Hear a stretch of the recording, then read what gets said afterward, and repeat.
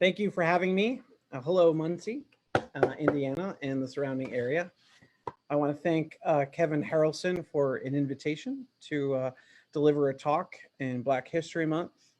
I want to thank the support of my dean, Cynthia Bryant, Assistant Dean Irma Cobb, and my chair, Munir Ali, for providing such an encouraging home to do such research. So this talk is titled King and the Legacy of Boston Personalism. And it is appropriate for those of you who might not know in terms of philosophy, we work primarily with text. So it is, so if you're at the library and you're watching from the Facebook Live and you're in a non-academic capacity, we read from our texts and we engage in attentive listening to a structured talk. So, and that's how I will be delivering the lecture. Okay, so introduction. When the question of the Reverend Dr. Martin Luther King Jr.'s philosophical legacy arises in the academy, so far the question remains open-ended. Though, as I will shortly argue, the question has already been answered by King himself. Beyond his presence in public American consciousness, King left behind speeches, correspondence, and writings that both inspire philosophical and theological reflection. However, King is also interpreted on the merits and the biases and philosophical tradition that we scholars navigate. Such biases and philosophical traditions mediate our experience of encountering King. And this mediation can impact our understanding of exactly what King's philosophical legacy is. Accordingly, we should seek to reconstruct King's thoughts in the philosophical vocabulary King employed, rather than displacing King from his own agency and context that shaped him.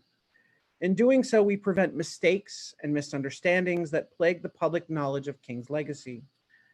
And yet, misunderstanding occurs every January with light fluff pieces in major newspapers and websites that do not read King's entire corpus.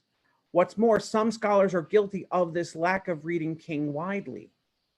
Consider Martha Nussbaum, the celebrated scholar at the University of Chicago, and her glaring error and omission in her recent contribution to the newest book that purports to be about King as a philosopher. Quote, although a religious man, King did not advance in his political writings a comprehensive and religious doctrine as Gandhi did, end quote.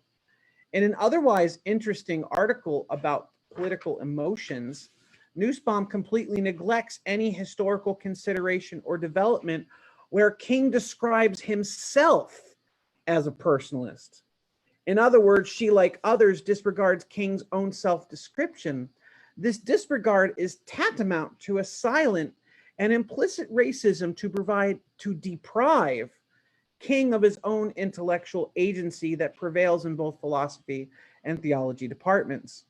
And I also say that this has been a larger challenge of African-American philosophy gaining more acceptance as a field of philosophical inquiry too. So it sort of dovetails maybe that as well. The interpretation of King as a personalist rests on four sources. Let me enumerate them. 1, King's own words, which is number 1, right? 2, family background. 3, the influence of personalist ideas on his writings. And 4, the tradition of King's reception by other Boston personalists. First, he describes himself in his own words as a personalist. This is perhaps the biggest piece of evidence why we should read King as a personalist. Second, King was influenced by personalism far earlier than studying Brightman's philosophy with Gregory Davis at Crozier's Theological Seminary.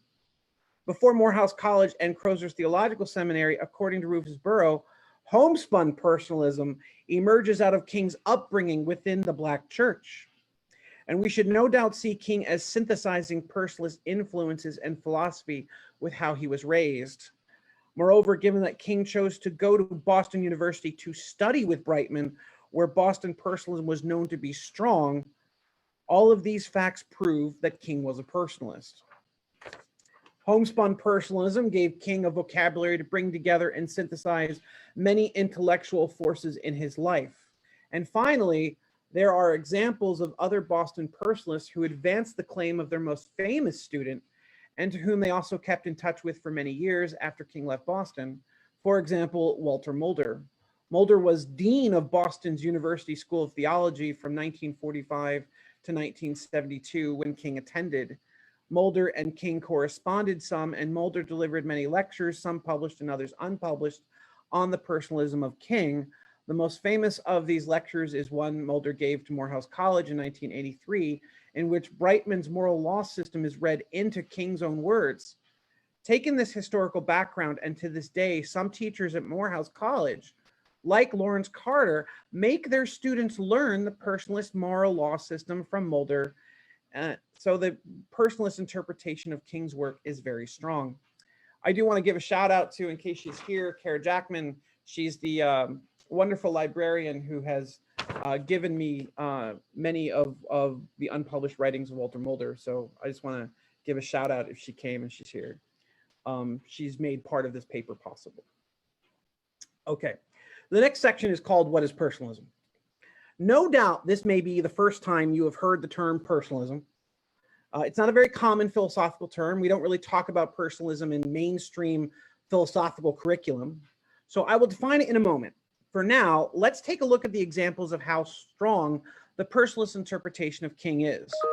So Rufus Burroughs' God and Human Dignity, Personalism, Theology, and the Ethics of Martin Luther King, 2006, is still the best scholarly work on the personalist interpretation of King. It's built of the same mortar and bricks as the evidence I'm presenting to you here. The personalist thinkers that knew King have maintained and interpreted this personalism in his writings. As I've already mentioned, Mulder interpreted specific examples of King's sermons and writings as exemplified in Brightman's moral law system. Brightman was a personalist. John J. Ansbro sees Brightman's 11 moral law systems included in a few of King's books, like Why We Can't Wait and The Trumpet of Conscience. And Rufus Burrow even has a chapter that reveals Brightman's moral principles implicit in King's anti-militarism in relationship to the Vietnam War. What's more, I should also plug Burroughs' book, Personalism, a Critical Introduction.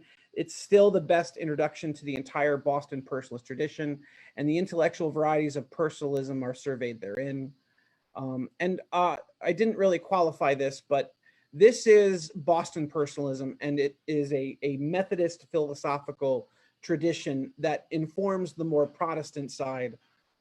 There is also a Catholic personalism that is animated in the works of Max Shaler and St. John Paul II and his work that also borrowed from personalism, maybe Edith Stein too, right? So there's a separate philosophical tradition that also is animating at the same time.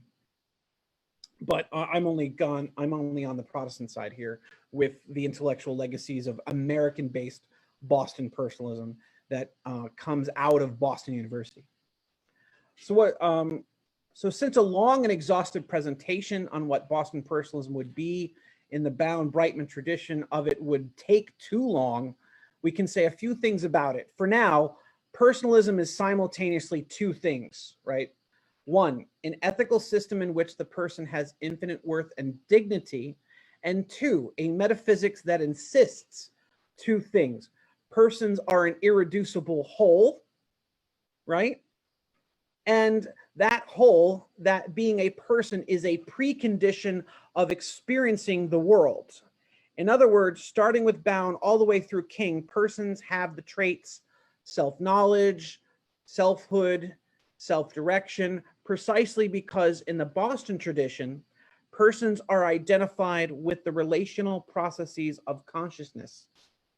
Next, according to Bound in his Principle of Ethics, persons possess, quote, an inborn ideal of worth and dignity. So that talk about dignity that King draws from and that Brightman draws from starts with the first maybe founder of personalism in the Boston University tradition, Border Parker Bound, right?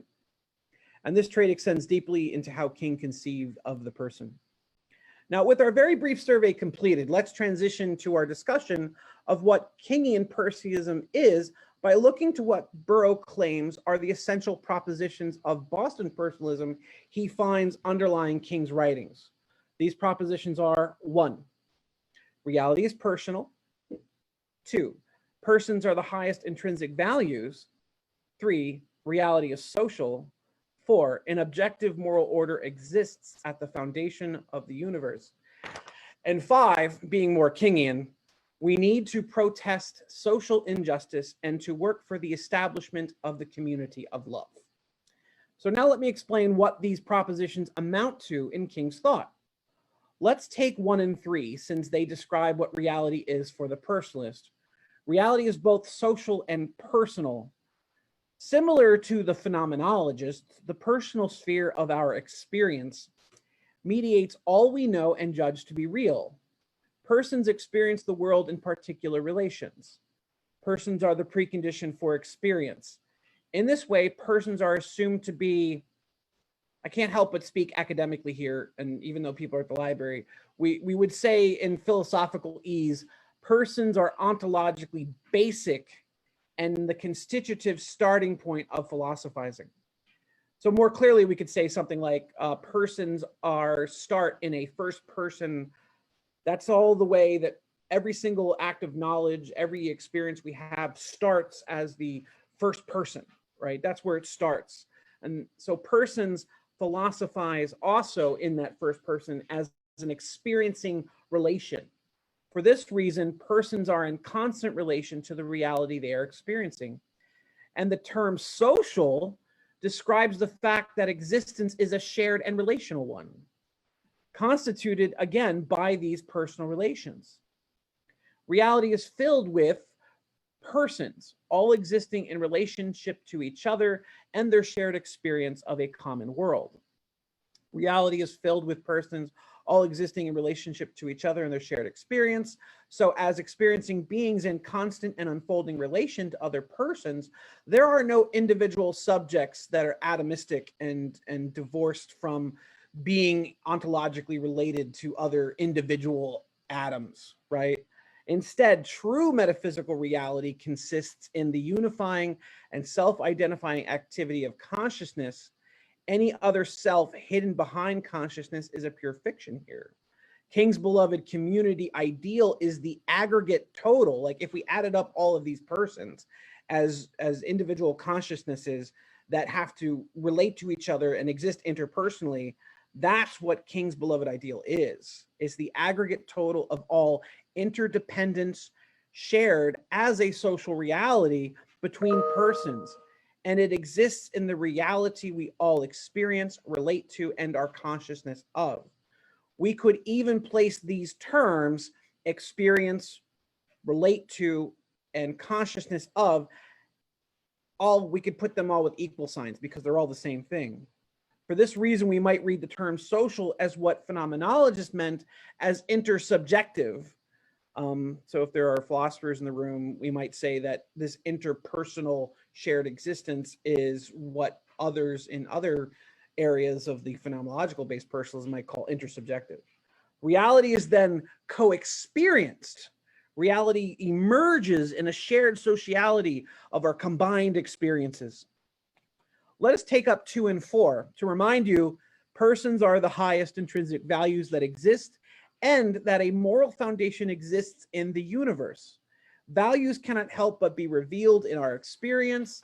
Since persons are total self-conscious unities, they constitute their relations and are the origin of meaning because persons realize value into being. So the only thing that could realize values, like whatever values are for a minute, assume that there's something like values, right? Values are not inherent from objects. They come from persons making them. Values are realized by persons, right? So while this might be me reading phenomenological personalism into the Boston tradition, right, other personalists agree. For instance, Randall Auksher stipulates that all personalists consider existence to take personal form and consider the act of valuation, whether it proceeds from the will for one group of personalists or from consciousness, as the bound Brightman-King tradition is ontologically constitutive of what it means to be a person and have experience in the first place. In other words, the personal form is shot through and saturated with value as a condition of personal existence, right? So values are a condition of us being persons. We can't help but exist as persons with values are already there, right? So every time we experience something as valuable. That's a condition of what it means to be a person, right? So because reality is onto-relational, there's a give and take, a to and fro relation in which value emerges between persons, including finite persons like all of us listening here in society, and between other finite persons, and finite persons and the infinite person God. From these relations manifests a moral universe. In this moral universe, ethics is not the mere construction of rational reasons, as it were, but part of the metaphysical vision necessary to sustain a view to what exists as a value-infused reality. This value-infused reality is ordered and sustained by God. And part of this reality includes what personalists use the phrase dignity to describe. Dignity is the property of having infinite loving worth. Thus, wrongness and injustice occur in any setting where depersonalizing occurs and dignity is denied. In other words, no person is a thing, and the lesson of slavery and Jim Crow's transhistorical wrongness is in the constant devaluation of persons. Since persons exist as the ontological basic fact of the universe, reality is socially independent, and it's a socially interdependent whole to which all objectification of the person denies as what is basic to reality itself, right? So in this view, the absolute basic dignity and value of the person is beyond measure, right? In that whole, the universe is friendly to the fact that values exist and persons should have infinite worth. As Brightman expressed, religion is an experience of value primarily, and religion, quote, is a faith in the friendliness of the universe to value itself, end quote. So the system of interrelated persons then underlie a moral order to the universe for all persons, and as a theistic philosophy, the inherent dignity of persons is guaranteed by an all-loving God. So as King described in his essay, The Ethical Demands for Integration, 1962, quote, in the final analysis, says the Christian ethic, every man must be respected because God loves him.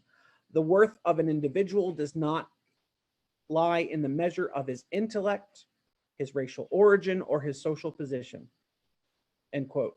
It is for this reason King ends the passage with the following words, quote, whenever this is realized, whiteness and blackness pass away as determinants in a relationship, and, quote, son and brother are substituted, end quote. So even more to the point, the evil system known as colonialism in many parts of the world that operates in a quiet, invisible law were out of harmony with the moral laws of the universe, end quote. For King, all oppressive systems are in a denial of the absolute and infinite worthiness of personal dignity. So we should also understand the necessity of not only seeing King as an activist, but the necessity of Boston personalism as a philosophy to animate King's activism. To simply focus on activism is to leave the ideas unexamined, especially those that undergird white supremacy. Unquestioned ideas like segregation and slavery can never be defeated. According to King, quote, even philosophical logic was manipulated to give intellectual credence to the system of slavery, so men conveniently twisted the insights of religion, science, and philosophy to give sanction to the doctrine of white supremacy, end quote. So without articulating an intellectual vision, King could not both address the physical forces and the cultural forces of white supremacy. Finally, the last proposition is what Burrow sees as King's contribution to personalism itself, which is that we need to protest social injustice and work to bring about a community of love.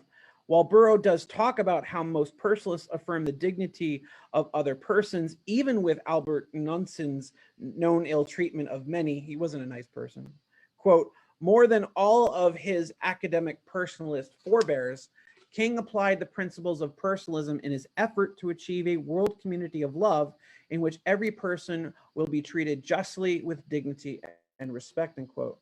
Now, because King's personalism addressed racism, the exploitation of the poor, and militarism in US foreign policy, the texture of King's personalism very much looks different from those varieties in academic works.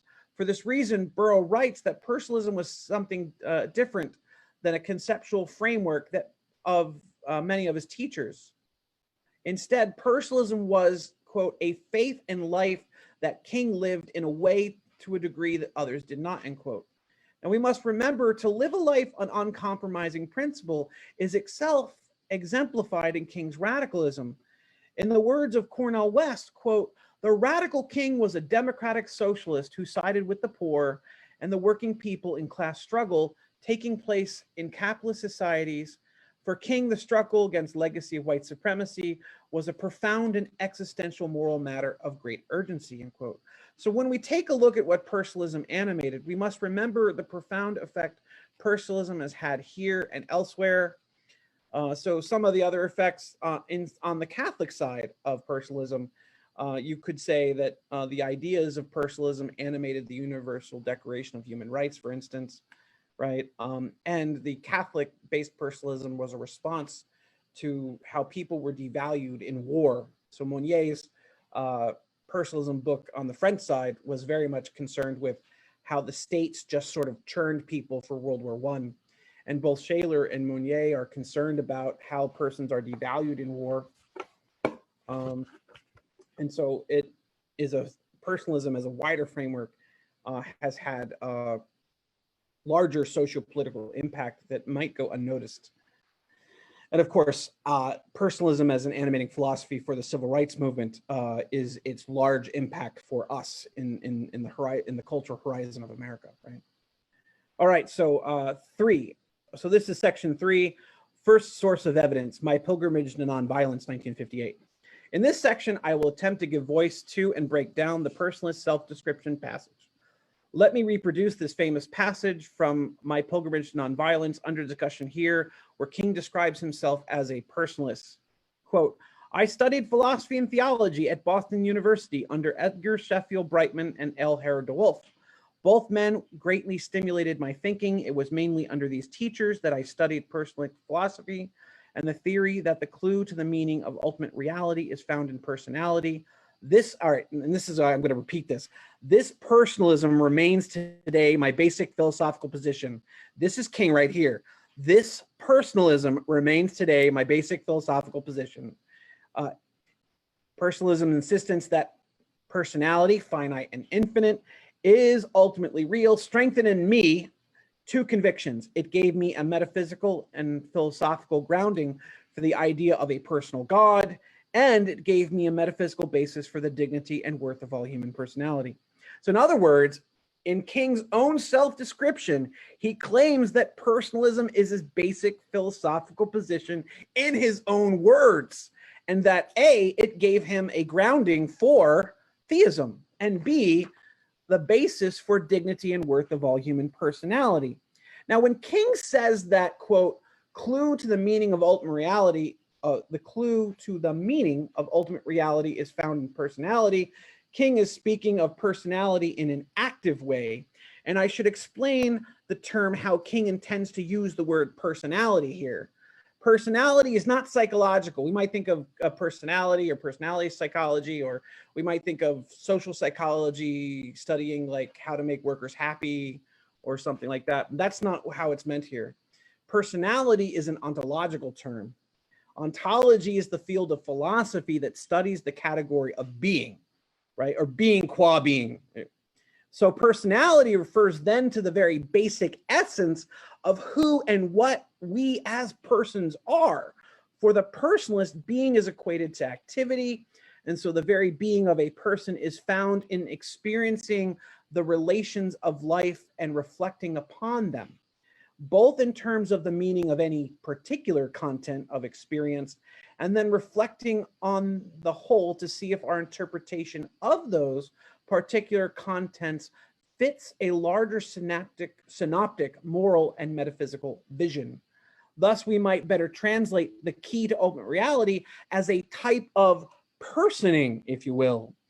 Personing refers to the process of actively being in relation to and experiencing reality. So this would also be very similar to if you are an academic philosopher, perhaps like Heidegger's being in the world. You know how that sign Enderwelt, that word is hyphenated? It would be very similar to that. So in fact, Brightman sometimes refers to personality as, quote, the experient. To be in relation is to be actively engaged with and therefore experiencing reality such that the moral laws can be discovered in our experience, right? And that experience always takes personal form. And in reflecting upon these discovered moral facts, then we see if they cohere with the rest of our wider vision.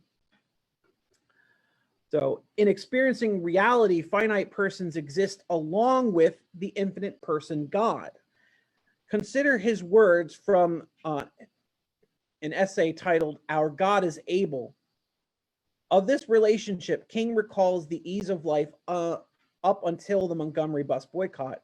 Then one night, he recalls a vivid experience in which the personal form of experience acknowledged the personal relationship with God more deeply than ever before. After receiving another life-threatening phone call that woke him, King had reached his breaking point. After that phone call, King says, and I'm going to read the entire passage, it's quite long, but if you are a student of King or you're reading King this semester, this is the kitchen table passage. It's very famous. Anyway, so let's read the narration. I got out of bed and began to walk the floor. Finally, I went to the kitchen, heated a pot of coffee. I was ready to give up. I tried to think of a way to move out of the picture without appearing to be a coward. In the state of exhaustion, when my courage had almost gone, I determined to take my problem to God. My head in my hands, I bowed over the kitchen table and prayed aloud. The words I spoke to God that midnight are still vivid in my memory. And this is King's words. I am here taking a stand for what I believe is right, but now I am afraid. The people are looking to me for leadership, and if I stand before them without strength and courage, they too will falter. I am at the end of my powers. I have nothing left. I've come to the point where I can't face it alone. At that moment, I experienced the presence of the divine as I had never experienced him. It seemed as though I could hear the quiet assurance of an inner voice saying, stand up for righteousness, stand up for truth. God will be at your side forever. Almost at once, my fears began to pass from me. My uncertainty disappeared. I was ready for anything. The other situation remained the same, but God had given me an inner calm. 3 nights later, our home was bombed.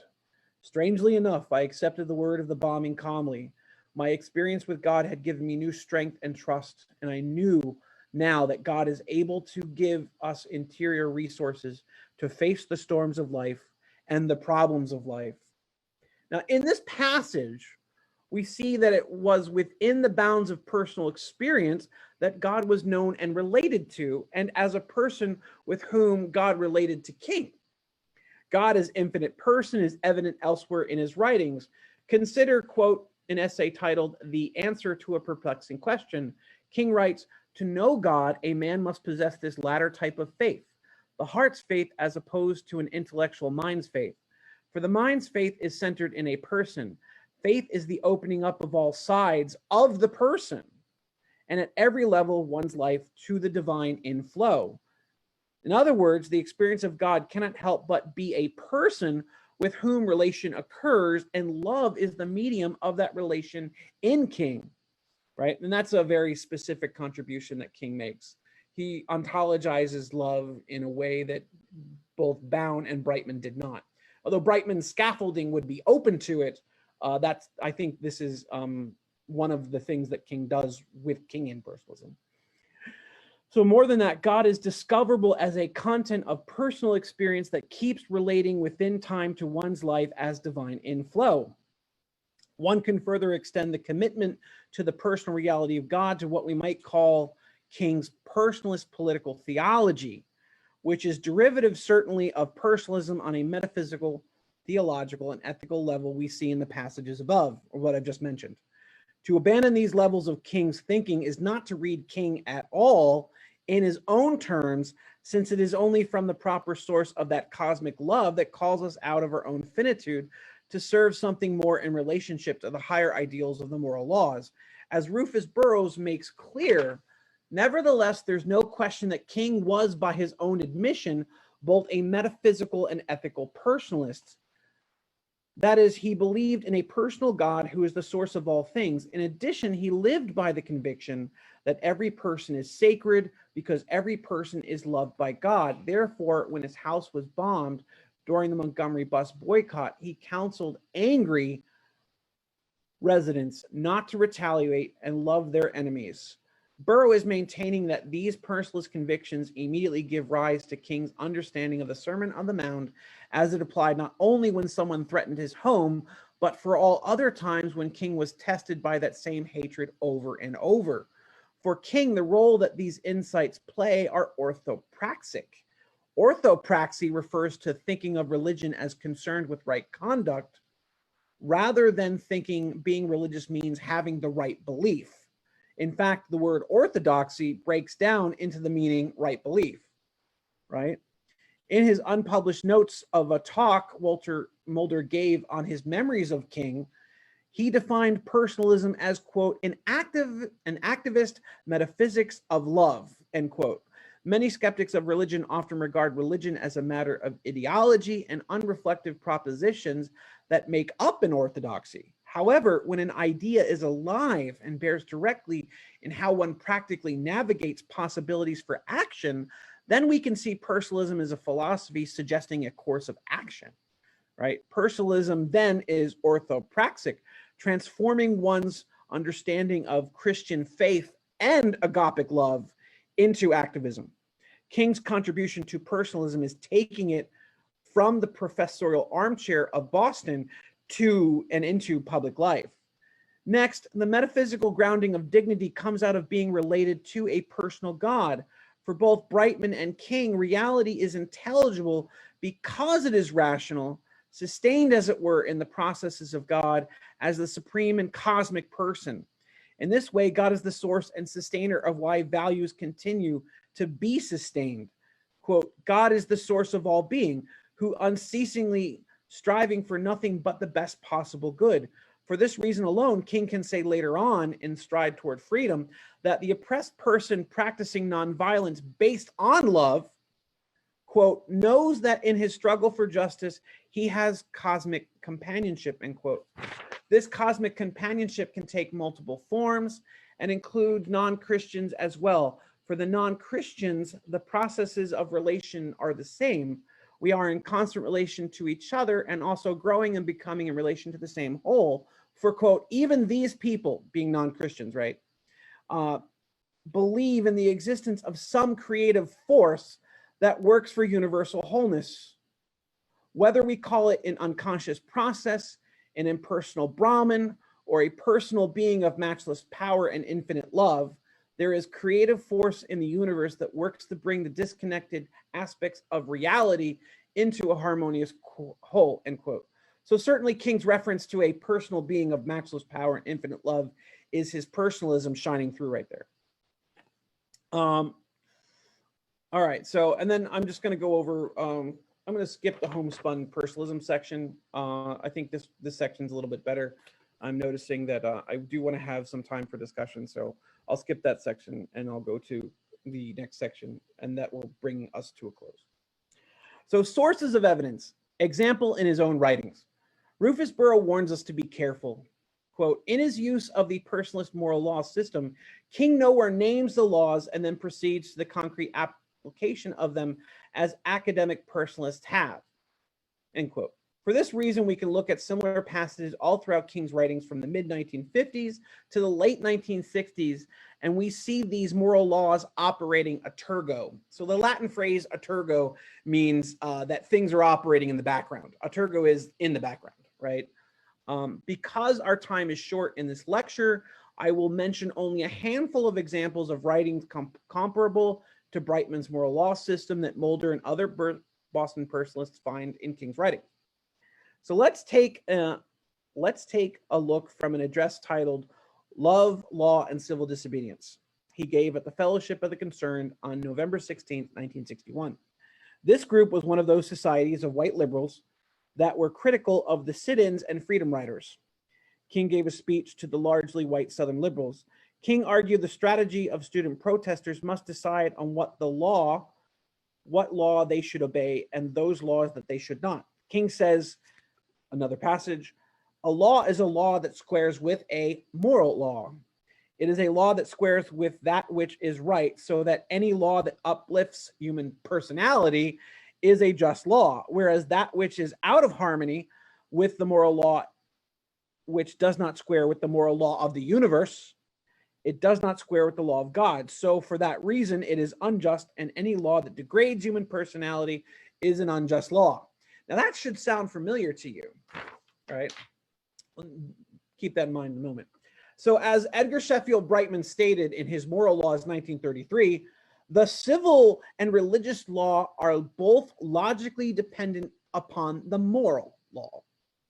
For this reason, the moral law, discoverable by rational criticism and consulting moral experience, can suggest higher moral laws in which people may decide to obey or disobey the civil law.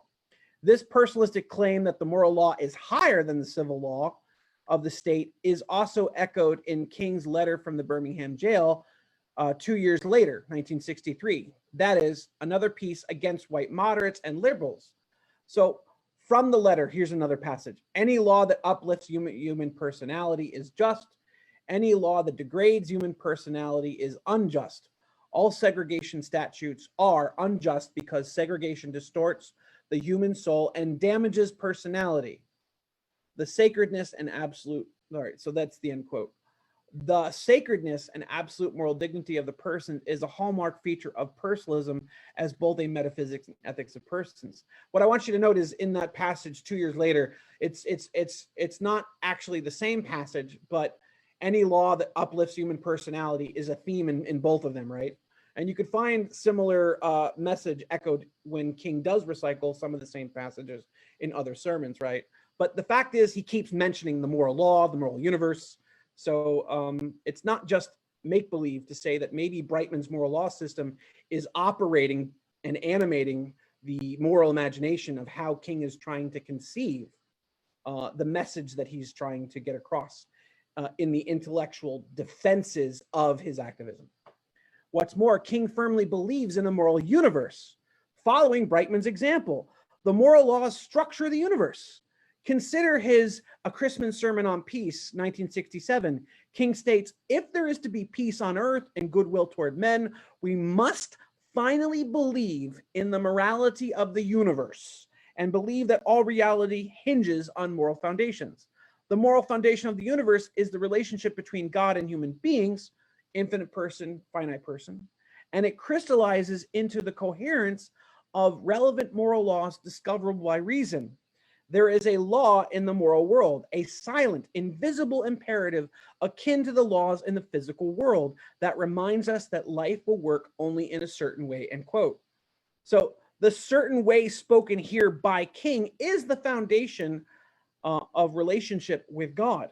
God's love for every single human being admits a love that, as we've seen, already washes away the social determinants of race and replaces the terms of our relation with others with metaphors drawn from the human family, with the most universal metaphor being universal brotherhood established through agapic love.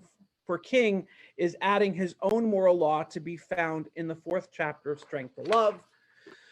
In opening ourselves up to what he calls creative love, we transform our enemies into the children of the Father and practice a spiritual maturity. Such divine love is transformative for both individuals and society as a whole, insofar as the moral law system is a theistic system.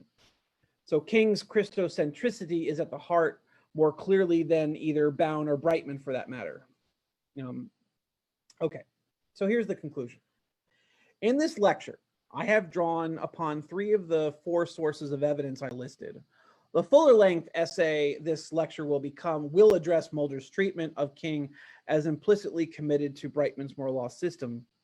I didn't have the space to explain that connection fully here, though I can allude to it.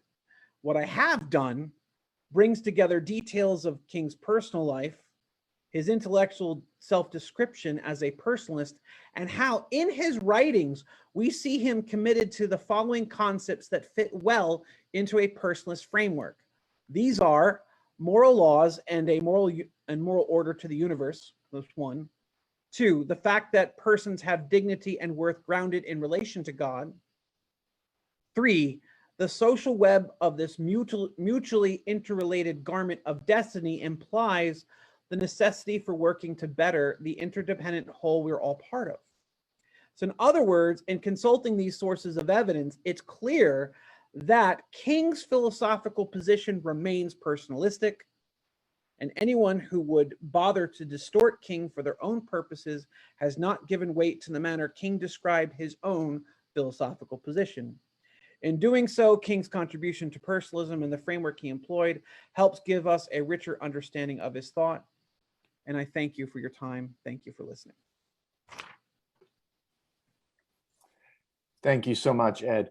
I really appreciated this talk. I have a lot of questions myself.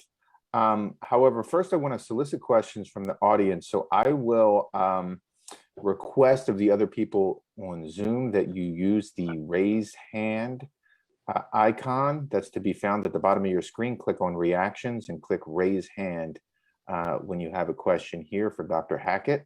I'll start with a little bit of a historical softball, if you don't mind, Ed. Sure. So, I mean, you laid out the tenets of the personalist school really well, and you gave the evidence that King considered himself to be a member of this school and that he practiced the personalist philosophy in his activism. I mean, I find it not just convincing historically, but very uplifting, because it is a really uplifting worldview. I mean, it's a religious and philosophical view that's very deep, but that has obvious activist applications, and King certainly embodied them very famously. So I love all that. You also do a good job of highlighting what King added to the personalist school. He's not just a student of Brightman and others. He's an original thinker on his own part, and he adds something about the role of love, as you point out. You credit him with the fifth proposition of the five propositions that you highlight for personalism. Well, that's me agreeing with Burrow. Yeah, right. Of course. Yeah. Thank you for that. Yeah. So what I want to know is what is the back history of personalism as a school of thought in Boston? And I'm thinking of this as a Northeastern school. King, of course, is a Southerner who works in the South. So we have a lot about U.S. history that's open to play here. One interesting line of questioning would be what you left out of the talk was that King had a homespun personalism. I won't ask you about that, but what I want to know is, were the older personalists connected to abolitionist traditions? Yeah. Or was there more of a, okay, yeah. So, if you wanted to go all the way back to Border Parker Bound, Border Parker Bound's mother was a Quaker. Yeah. And a staunch abolitionist.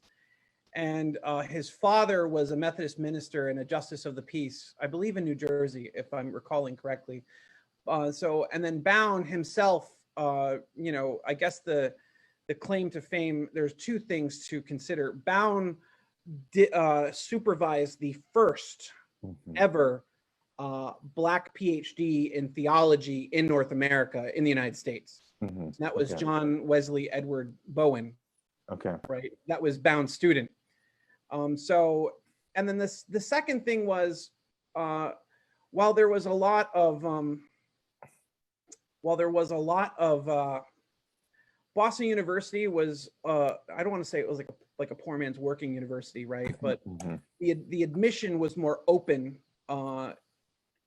with respect to that, you know, Catholics and Italian immigrants to the Boston area could not attend Harvard, right? The Harvard was very closed off to a lot of groups. So Boston University accepted and was more open. And as you know, the history, the Methodist ministers were, the northern versions were always staunchly abolitionists. So it seemed consistent. So there are these larger facts that make personalism an attractive feature. Right. And certainly King is not the first Black, what Burrow would call African personalism. Right. So there are larger historical frameworks that might draw. And, you know, King was reading, King has graduate papers in seminary school like he's reading a philosophy of religion by Brightman. He's intimately familiar with. He's addressing McTaggart's atheistic personalism, right? So all throughout his seminary education, he is writing on Brightman and he's writing on the school of thought. So it seems like even as a young seminarian student, he is geared towards going to Boston University for this larger reason. Yeah. So in the big picture, what we get with King and his education is this deep historical connection between Boston abolitionism and Southern resistance, right? I mean, King reflects both sides of those things that he brings together. Yeah, no, that's really enlightening also. I want to ask you a more forward-looking question also, just to kind of complete the historical picture from abolitionism to today. And I'll give our audience here a little anecdote about how this talk came about. So Ed made some references to this in the beginning because he talks about how every January we're inundated with these kind of fluff think pieces about Martin Luther King. Now that a holiday is named after him and we celebrate this holiday publicly, it seems that everybody wants to appropriate King. Everybody feels entitled to say that's not the real King. So Ed and I got into a little discussion that resulted from a piece in Quillette that was written by a colleague of ours, somebody in the profession. And this piece in Quillette appeals to King's personalism in order to distinguish him from identity politics or critical race theory or whatever. These terms being used, of course, in italics, as they so often are in the popular press. And the point of this article was to say that it was to suggest, it seemed, or one possible point of this article seemed to be that King is very different from Black Lives Matter, or King is very different from contemporary racial protest and things like this. And this is one of the big problems that confront us in our celebration of civil rights history, of Martin Luther King Jr. himself every January, especially as Black History Month, follows that holiday. How are we to think about our current racial crises in relationship to the civil rights campaign of the 1960s? And is Martin Luther King Jr. a figure who can kind of unite those movements for us? And all of these questions. So that's just the background. My question for you is, like, what are we to make of this in terms of how we are to appreciate King, apart from the historical point that, we should better appreciate his philosophical and religious background? Now that we recognize he's very different from us, maybe in his religious and philosophical comportment, how ought we think about him relative to our own crises, do you think? Like, what do you get out of this? Well, I mean, as you know, I have King in all my classes. Yeah, right. And with my students, and we have very candid discussions teaching at an HBCU, exactly, what is going on in the world. Yeah. Especially with my ethics students, right? So, and what has come up is from my students, it seems that there is an impatience for change to occur, given that these frameworks have long existed. Yeah. So that's kind of like on the concrete, on the ground in the classroom. And then, but the other thing is that surprises me is that the same level of uncompromising claim to dignity is being affirmed by almost all my students. Yeah. Right. Wow. So, it's what happened was, and I even shared this on Facebook. I don't know if you saw it. Like, I usually when you teach in an ethics classroom, there's someone who's a relativist. Like, no, we don't want to think about this. It's all up to the person. Yeah. But they're very much not relativists anymore. I would say that my students think that there is an objective standard to right and wrong. That is grounded in some kind of language that's similar to the language of dignity. Yeah. That is personalism. So, and I was talking to a philosophy friend of mine named Anthony Neal, and Anthony Neal's the one that told me that Lawrence Carter makes people learn like all 14 or 15 moral laws from Mulder, right? So the 11 from Brightman, plus the ones that Harold DeWolf and Mulder add to right? So, and he couldn't recall if it was in like a Christian ethics course, but that's what he thought it was. But so there's this tradition of Morehouse still animated and affected by, Yeah. right? So there's something about personalism that's also attractive on a pedagogical level when we teach philosophy and we teach ethics. So what I decided to do, given that, I'm at Southern, I've decided that maybe I've never met Lawrence Carter, but maybe this idea of teaching the moral laws, or at least, in the sample of moral theories. So I'm going to do that from now on. Yeah. I don't know if I even answered your question, but No, you did, and Yeah. actually very beautifully in an important way. So I'm just going to pick parts of your answer. First of all, thank you for the plug to Anthony Neal. Anthony Neal is actually our next Big Questions, Big Ideas speaker for March. He won't be speaking about Dr. King, but I'm sure King will get a few references in his talk. So we'll get back to that. But no, I'm really glad that you brought it to the classroom, because this is really what we care about. What do the young people today think, right? How do they, how does their, strong reaction to the realities of racism in our world, how does this relate to things like, Martin Luther King, the civil rights history of the 60s, not to mention, abolitionism and older movements. And I should say going. One more thing, and it's not an academic exercise. It's very visceral for my students. Yeah, yeah, right. I mean, none of this is an academic exercise, except in the sense that we use the institutions of schools, as our way of, educating the public. And one of the most important things that we can educate the public about these days is, Martin Luther King, civil rights history, the history of protests, the history of social justice, and all of this. So jumping off from that, I want to ask you a little bit more about your teaching. You're offering a course right now on Martin Luther King. No, just using personalism inside ethics. Oh, okay, just using personalism inside ethics. But still, you're teaching in a very specific context, right? So you talk about, the way that King is taught at Morehouse. I think that's great. I know Anthony Neal is a Morehouse alum, and right. I know a little bit about what's going on at Morehouse. Footnote inside the paper. Right, and that's great. It's really interesting to see how King's philosophical and religious thought is alive at the HBCUs in the South. But so what about the rest of the country here? I mean, King is somebody who's taught, or at least he's referred to in, elementary and middle school education, and, in secondary education and higher ed.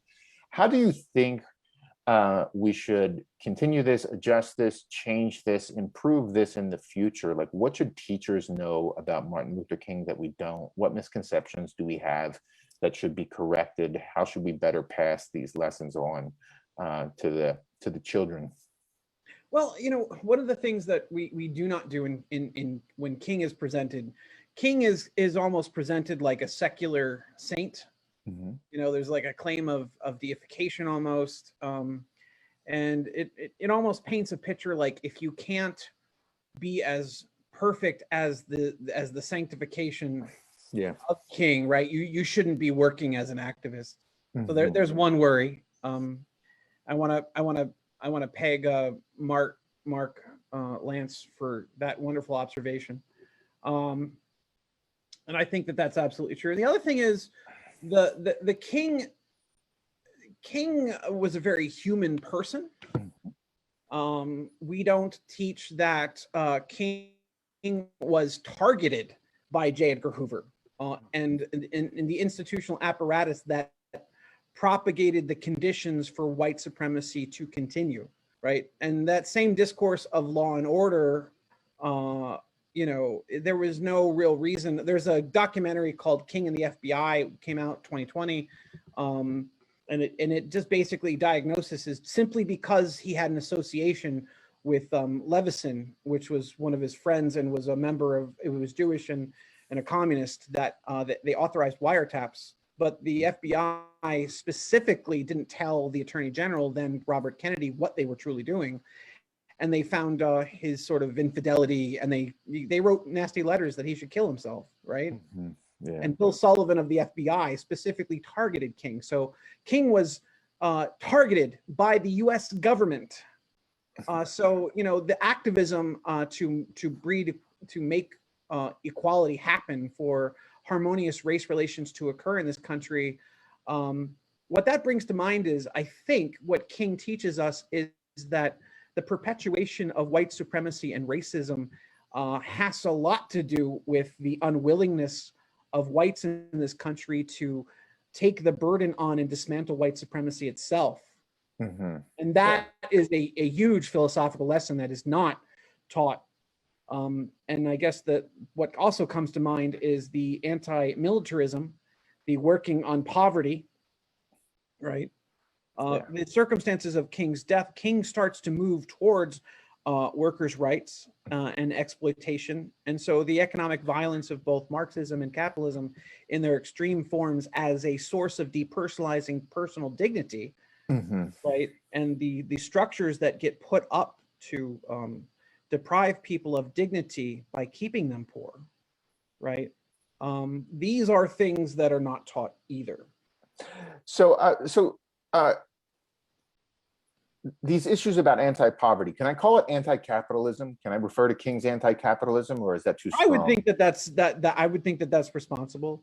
You know, I would see that in the larger picture of the depersonalizing function that you know, if we were being personalists, you know, homo economicus, right? Thinking that human life is reducible to economic measures and terms. And that's how we think of reality anyway. We largely think about the surrounding world as we've grown up in a hyper-capitalist environment. So I just want to touch on something you were saying at the end there, because you talk about the end of King's life. And I often hear this narrative in the media sometimes that, you know, towards the end of King's life, he reached out to non-Black citizens, that he started trying to forge relationships across racial groups and, you know, a universal community of the working poor and all of these things. That stuff sounds, on your take, to be all there from the beginning, though. That's embedded in the personalistic philosophy. I think it's justifiable, but, you know, I mean, you know, even as far back, well, I mean, where do we go from here? Chaos or Community was like, what, 67, and he dies 68. But, you know, when you know, he has language in there about how poverty harms both whites and Blacks, right? Yeah. And how structures are built to prevent enrichment of human life, you know, and so it's there. And whether or not James Earl Ray was, you know, supported by the government in some way, I think that the partial reasons, I don't want to say the reasons because I'm not in a position to know, right? But one of the reasons I think King was assassinated was that he had so much cultural capital that if he were to address the conditions of the working poor, King probably would have been like the American Tommy Douglas, what Tommy Douglas is to Canada, right? Yeah. So that didn't happen, of course. So you said just a moment ago, poverty hurts both whites and Blacks, and that's certainly true. It's commonly observed that racism hurts both whites and Blacks. And if we flip this over into the economic observation, we could say that economic inequality hurts both the rich and poor. Do you think that King would agree with a statement like that, that the condition of economic disparity is a problem among persons, right? So it's bad for each of us and all of us. Is that a fair? I would think that's fair. I mean, he even says, like, you know, we are made, you know, economies should work for us. We shouldn't work for economies, right? Like economies are for the purposes of human persons to use as a way to sort of structure the material needs of life. But there are more needs of life. There are spiritual needs of life. There are valuable needs of life, right? So there's larger conceptions of what makes a human life worth living, right? Yeah. Especially the values. And if we could structure, and, you know, one of the things that the personalists all agree is that we are free to determine and structure the world, right? And so anytime we get into a discussion about like conservative versus liberal, one of the things that the conservatives always lean on is they always lean that this is the best way that it's always been structured, right? And it's always a very easy proposition to defeat, Yeah. Right? It's very defeasible, right? Because we can imagine better ways to structure our world. We can imagine ways to achieve, like, King called it token integration. And he Right. said he didn't want token integration. He wanted to move from token integration to full harmonious integration. And of course, we haven't done that. Yeah. Of course we haven't. So let me ask you one final question here, because we are coming up on the end of the hour. But I was really impressed by what the implication seems to be for King's view of racial identity. So I want to ask you, like, what is the Kingian position, or a Kingian position, on the metaphysics of race? And of course, the comment in your talk that made me wonder about this question was the replacement of white and black with brother and son, or I might have your words incorrect.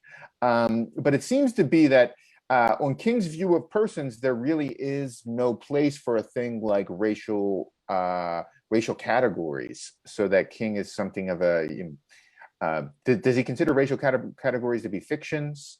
I don't want to hang that King's hat on the what the philosophers in the metaphysics of race have called essentialism versus anti-essentialism about race, right? Okay. That race is real. I would think that he would agree with someone like Charles Mill, who says, like, look, race is a social category. It's a social construction, but it's been a social construction of our life world for 500 years. So simply saying that, it's a social construction doesn't really add anything to the fact that it is a social determinant for the material and social political positions where we find ourselves as power is playing out currently right now while we're talking. Right. I think that the true spiritual nature of persons does not include something like race. Yeah. But from the embodied starting position of where the idea of race is formed, I don't know that King actually has a full-fledged metaphysics of race. Yeah. I think he has a spiritual conception of persons. And I feel a lot more comfortable talking about his conception of person. Now, persons have been raced. Yes. Right? What exactly that means for King, I'm going to remain silent on, because I really don't know if there are resources in King to answer that question. There are the normative questions about what we ought to do because of the problem of the color line, as Du Bois says, right? Right. That's what we're responding to. And so if race is a fiction, if I answer that question, people can walk around and say, like, oh, well, this person said, race is a fiction. So why are you clamoring so much on why are you such a supporter for Black Lives Matter, hypothetically speaking, right? Yeah. Because race is a fiction. And I don't want to add fuel to that fire, because the existential density of that concept is so baked into how philosophy has gone on and how philosophy has responded to the world, that it hasn't really even thought through its own how the ingredient of race has affected the development of the canon. We're still in denial of having that conversation too. Absolutely. I really appreciate that. And I almost withdraw the question the more I listen to you talk about it. And the more I think about what the fundamental nature of personhood is, or the fundamental nature of persons for King, the more I regret thinking about you, the more I regret using the word fiction to talk about race, because race is a thing that humans have made, right? We're modeling that conversation that philosophers have, right? Right. Right. With intellectual humility and respect and dignity. So on that note, I think we should close. We're up on the hour here, and I want to thank, as always, the Kennedy Reference Desk, the Muncie Public Libraries. This is Big Questions, Big Ideas. I'm Kevin Harrelson. Thank you again to our speaker, J. Edward Hackett of Southern University and A&M College. And I invite you all to join us again next month. That is March 25th. With Anthony Neal of Mississippi State University, and we'll be talking again about the Black freedom struggle then, and I hope all of you come to join us. Thank you. Thank you, Kevin, for having me. I appreciate it. Bye, everybody.